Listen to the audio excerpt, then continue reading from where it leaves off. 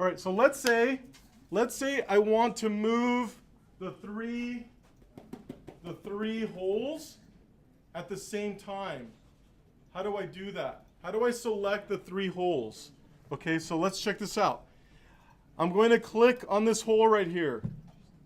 Okay, this circle. And then I'm going to hold shift down and select the one next to it. And then I'm going to hold shift down and click on the next one.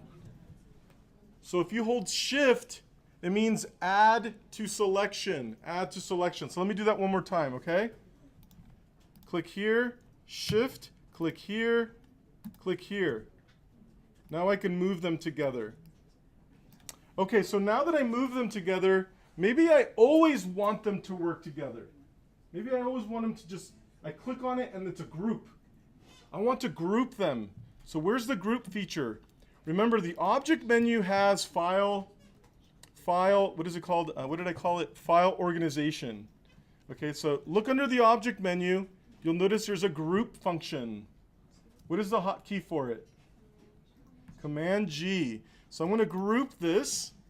And now look at it. When I click on one ellipse, it selects all 3 of them. So they're functioning like a group. Let me undo that. Let me do it again. Okay, so let me show you one more thing. Look, this is what it looks like in the layer before I group it. See how they look like individual ellipses? All right, so I'm going to go to Object Group. Look at the layer panel. What does it say there now? It's a group. Okay, so now when I click on it, it acts like a group. So I want to rotate these. I want to spin them a little bit. So I know that if I grab the bounding box, and I hold shift down, I can scale this up or down, right? You guys remember that? Right? But also, if I hover over the corner, see this little corner right here? I can also activate rotation. And you'll notice that I'm getting this little pop-up that shows me how much I'm rotating the object. So I want to rotate this a little bit. So it's rotating the entire group. Does that make sense? Any questions? Any concerns? So the bounding box is just activated when you click on the object. You should see the box appear around them.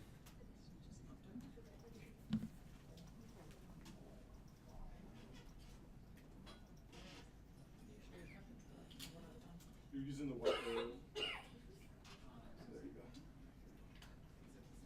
go. Okay, so now that they're in a group, I have a hypothetical. Okay, I want to tell a little story. If I can have your attention for a second. I want to tell a little story. I'm working with a client, and the client's having me illustrate this bowling ball. And the client, I give him this example as a proof, and they come back and they said, you know what, I like the bowling ball, but it has a problem. And well, what's the problem? Well, it looks like any ordinary bowling ball. I want my bowling ball to be unique. Okay, well, what do you want to do? Well, I want one of the circles to be a different color. I want it to be pink or red. And because I want to call attention to it. Well, that's kind of weird. No, but that's what I want. Okay, you're my client. I'm going to make you happy. But the problem is that these 3 circles are in a group. Now, I know that I can ungroup them, but I don't want to do that because I'm really stubborn. And I just don't want to ungroup them. So I want to grab one of the circles within the group. How do I do that? I want to grab one of the circles within the group. How do I do that? So there's 3 ways I can do this. Okay? So one method, I can go to my layers and I can open up the group and I can see the individual ellipses. Okay, but here's the problem with this. I want to modify this circle. Which one is it? Which one is it? Now I can click through them and eventually get the right one, but imagine there were 10 of them. How would that be easy? That's not efficient, right? But I can select them by clicking here. Let me show you. All right, so let me see.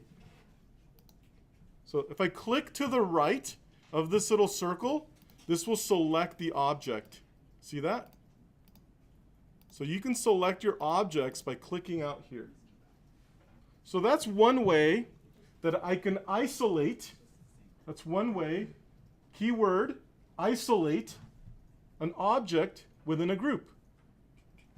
That's one way. How else can I isolate an object within a group? Well, remember these arrows over here? We've been using the black arrow, right? Well, there's also a white arrow. What is the white arrow called? Direct selection tool.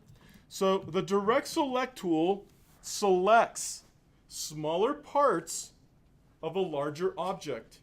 Smaller parts of a larger object. And we're going to use the direct select tool a lot. But for now, I want to use the white arrow to select this ellipse within the group. So I'm going to go to the white arrow. There it is, white arrow. And then select that ellipse. See how it ignored the group? It just went right to the object. We got that? So click on this one, it ignores the group, right to the object. Click on this one, ignores the group, right to the object. All right, so that's two ways that I can isolate. The third method is called isolation mode. And there was a student over here that accidentally went into isolation mode. And maybe some of you did this as well. All right, so I'm going to go back to the black arrow. The black arrow. And what I'm going to do is I'm going to double click on this ellipse. Okay, double click. So you'll notice that my layers disappeared. And now it's isolating the group. Right, let me double click again.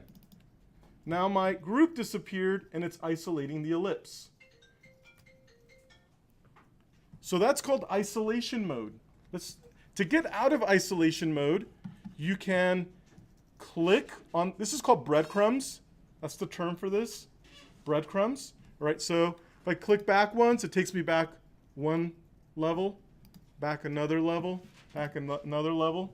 So, but let's do that again, isolation mode. Double click, double click, double click. Eventually, I get to the object. And once I isolate the object, I can change its color. All right, so, and I'm going to escape out of isolation mode.